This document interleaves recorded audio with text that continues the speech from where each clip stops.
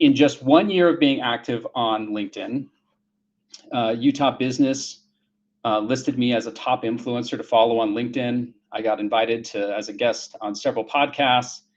I got invited to be a guest lecturer with a master's degree program at BYU.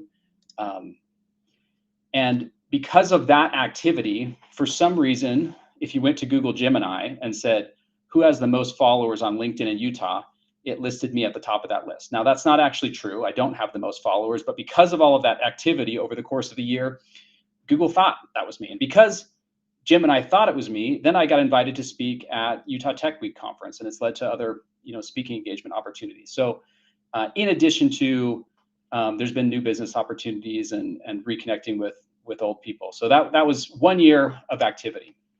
And in that time, the content I've produced has had over 1 million impressions, 1,000 hours of watch time, reached over 400,000 people, and had over 30,000 engagements. And the number here that's most humbling to me is 1,000 hours of watch time. And we'll talk more about that later. But that's a lot of time for people to spend watching me talk. And so who am I reaching? When you look at who I'm reaching, it's primarily founders, CEOs, creative directors. And where am I reaching them? It's in Salt Lake, Phoenix, Los Angeles, New York, and San Francisco. So this is right within the sweet spot of where I would hope to be reaching people and who I'd like to be reaching. So the question you might be asking, or I was asking myself, is why didn't I do this sooner? For me, this has been terrific results from a 1 year of activity.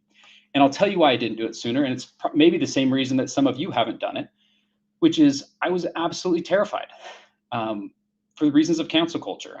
Some of the topics that we deal with at BONCOM, we get into sensitive topics, and there's strong feelings about these.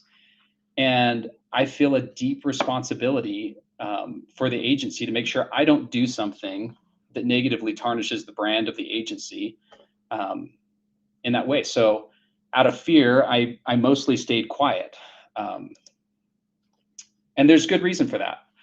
You guys maybe remember the Papa John's controversy. I think this was back in like 2018. So John Schnatter made some controversial statements, had some controversial actions come out about him as the founder. And there was a 60% loss in market value at that time. So that was a $2 billion loss from the actions of and statements of a single individual. More recently, we've seen this with Elon Musk. Ever since he got involved in politics, Tesla has lost over $700 billion in value. So as a leader, you have to take responsibility for the negative consequences of the things that might come out of the things that you say and do. And that's a real responsibility.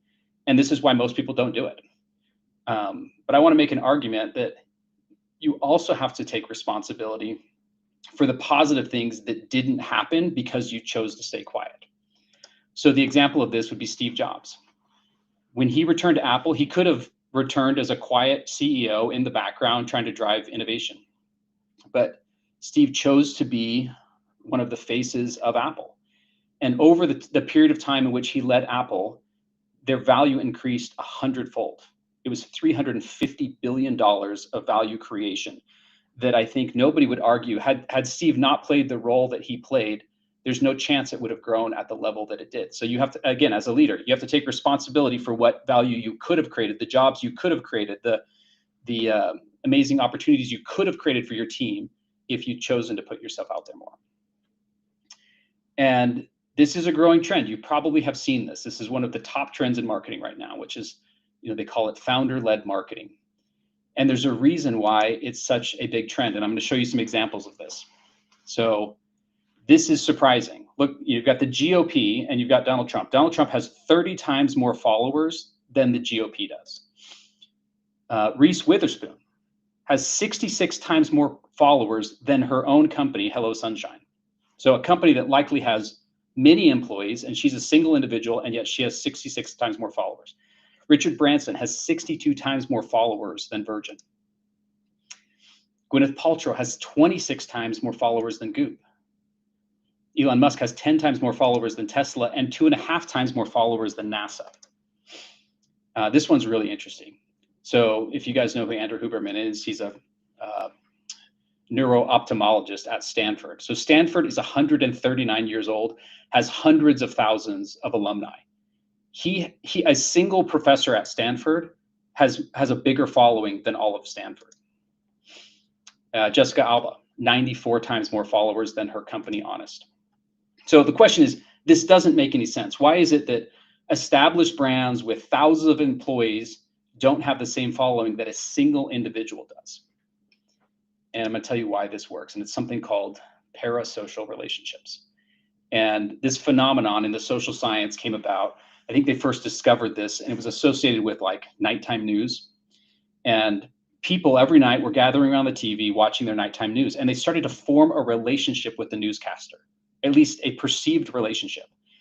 And this has probably happened to you. There's probably people that you follow and have followed enough online that if you saw them in an airport, you might approach them with a degree of intimacy that is not reciprocated because they don't know who you are, but you seem to know everything about them. And this doesn't happen with brands. I mean, we have connections to brands, we have affinities towards brands, but it's not the same thing as the way we connect with another human. And the other thing is we expect perfection out of brands. So when Jaguar released its new logo, they got destroyed online. People didn't like it. And again, we expect Apple to be perfect. We expect their products to be perfect. We expect new cars to be perfect. But interestingly enough, we don't have that same expectation of fellow humans. So think back to this moment. Jennifer Lawrence at the Oscars, she trips on her way up to get that award. Did you like her more or less?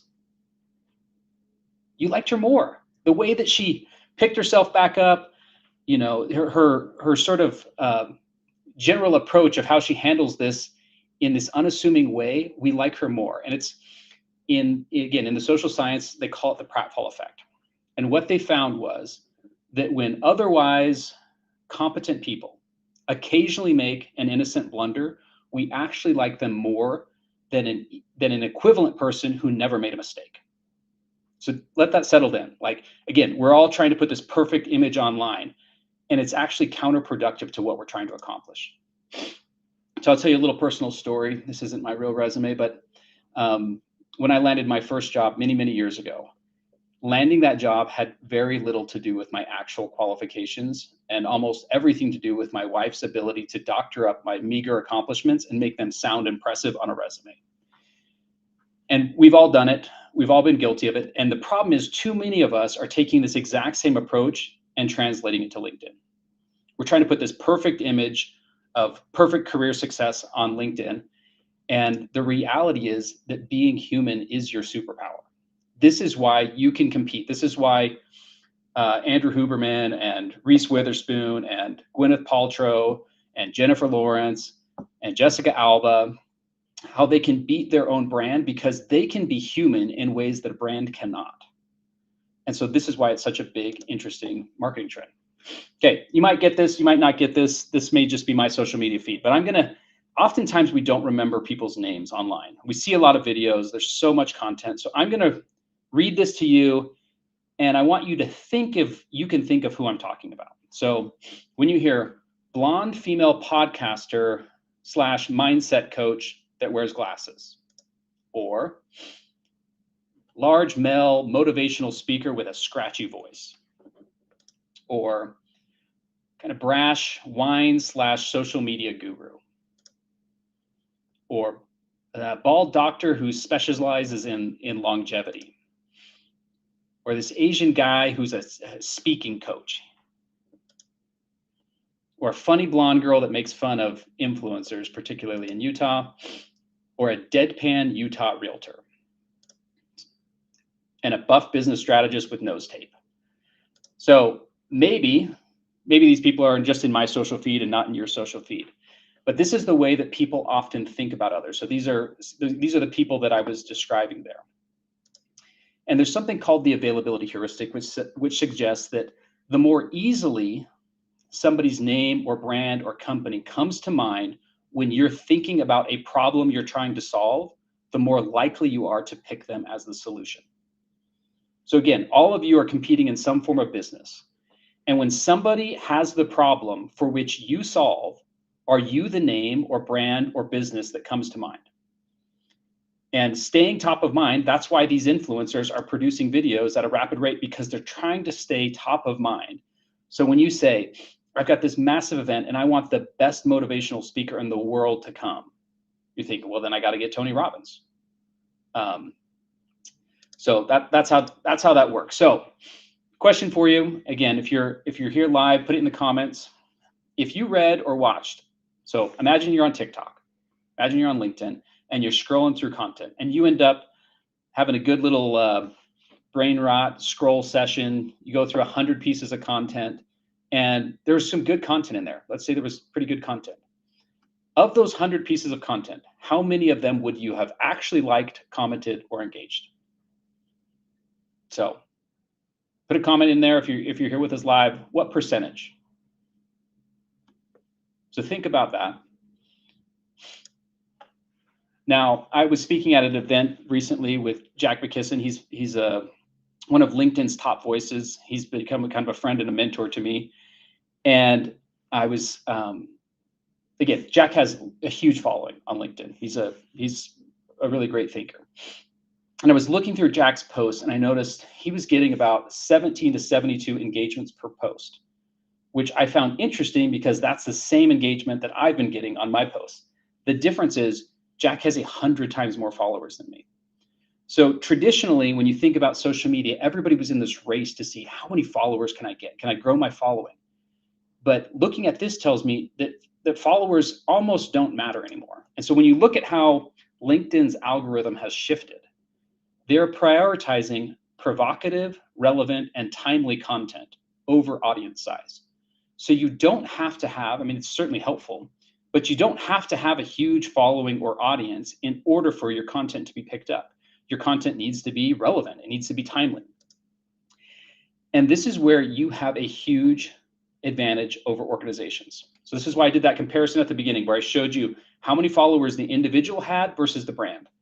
My team right now is working on a piece of content. It's about to come out. We have been working on it for at least 8 months.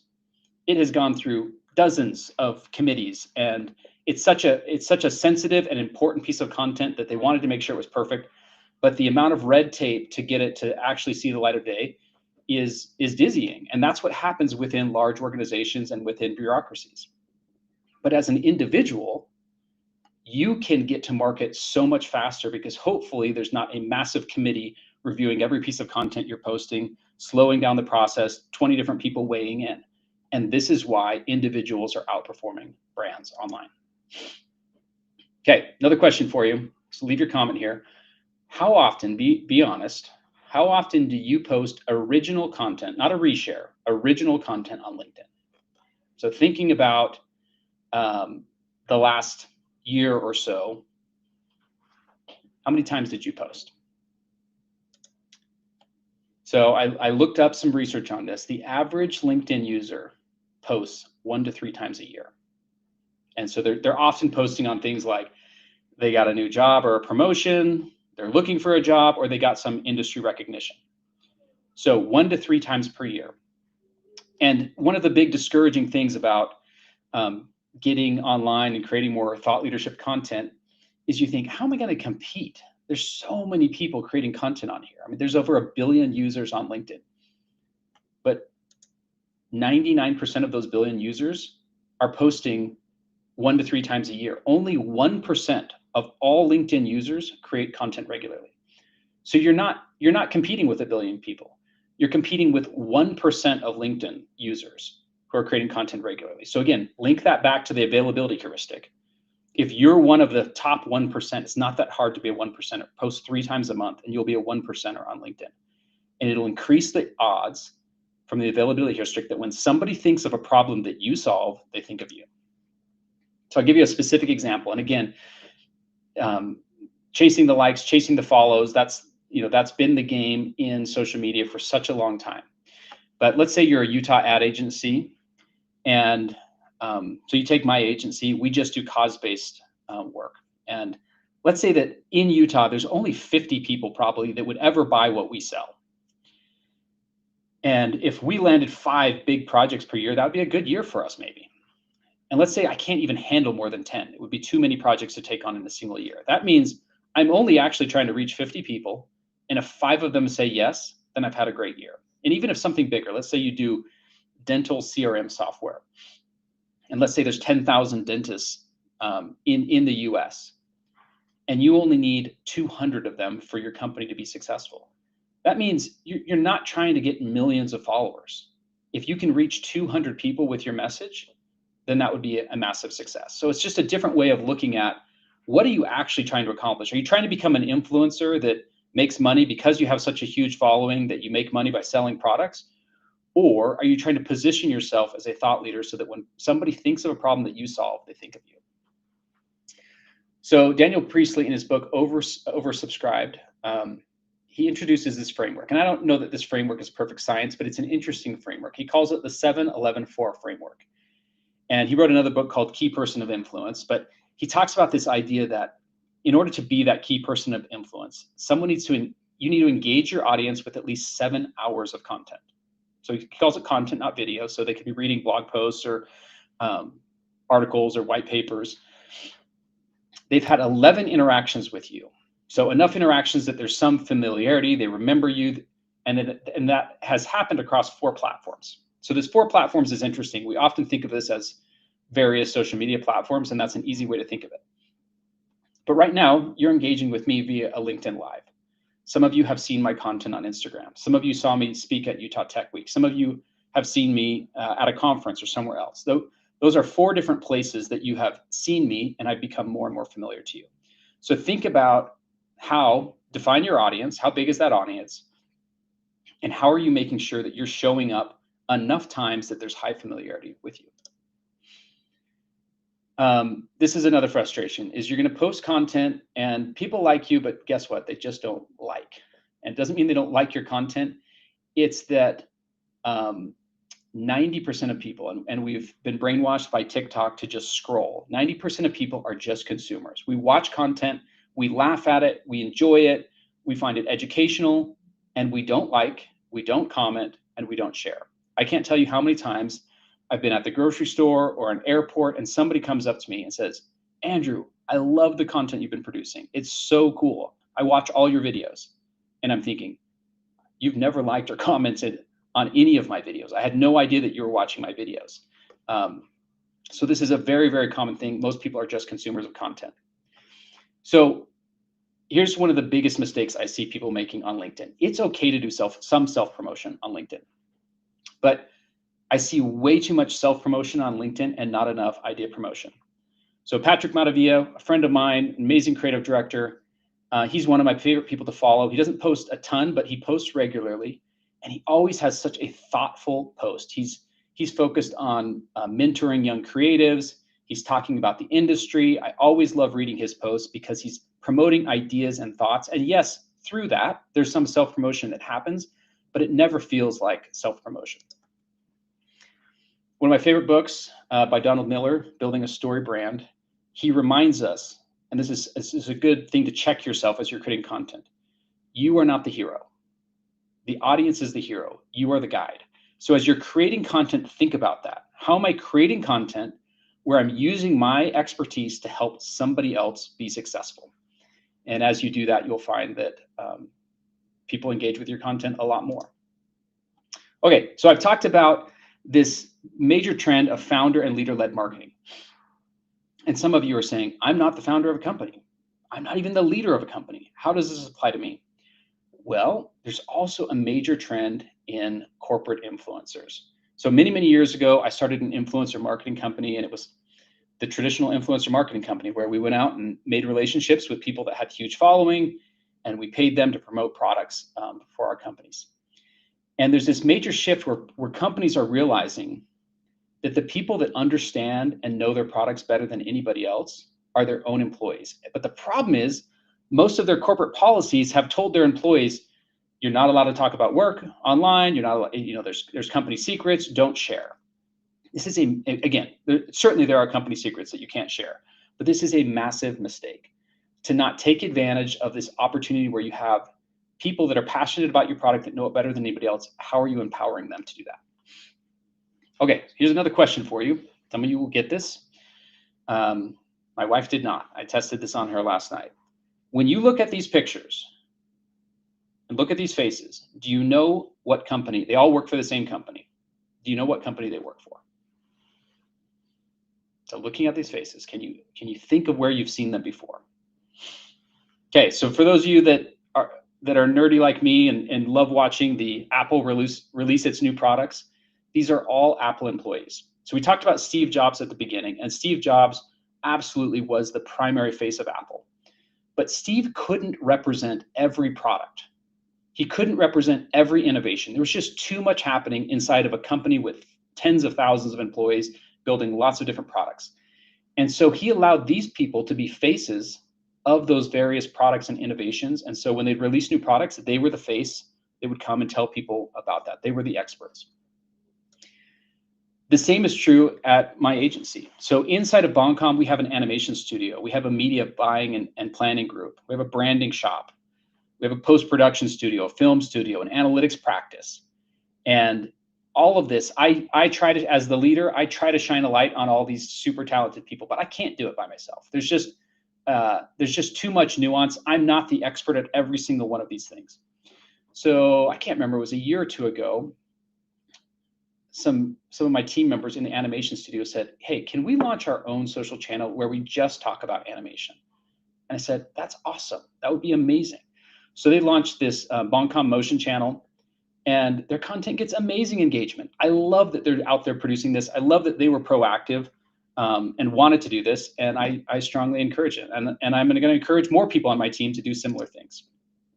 Okay, wrapping it up here. Let's say you're not the leader of your organization and you don't feel comfortable doing that.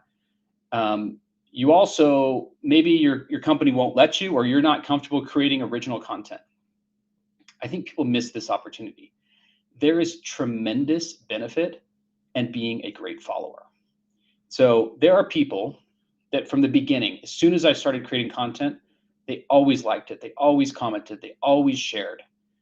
Those are people that I didn't know. I didn't know them personally, but I've had enough interactions with them online that someday they may come and ask a favor of me, and I'm likely to give it because they've been such an amazing follower. You can have tremendous influence in getting a meeting, getting an interview, getting a client because you were such an awesome follower that they started to build a relationship with you through you following and engaging with their content.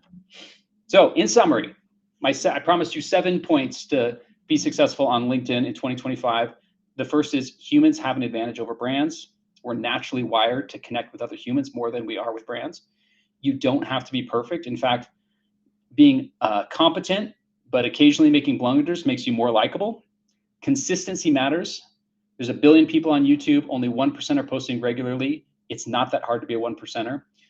You don't have to have a big following to be influential.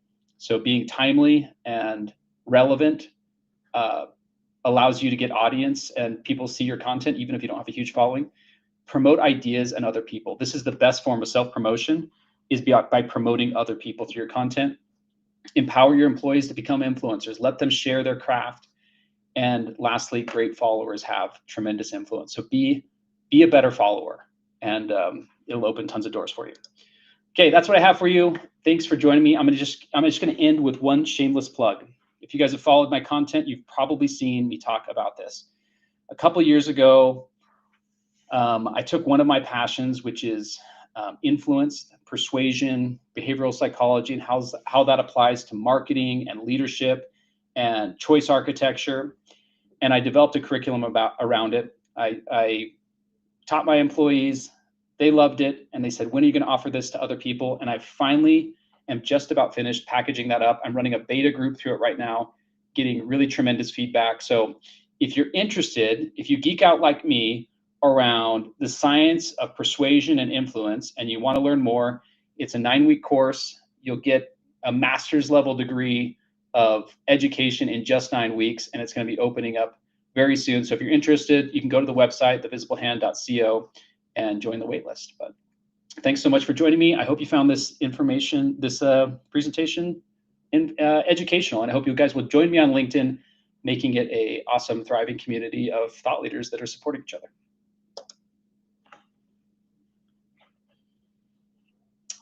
The end.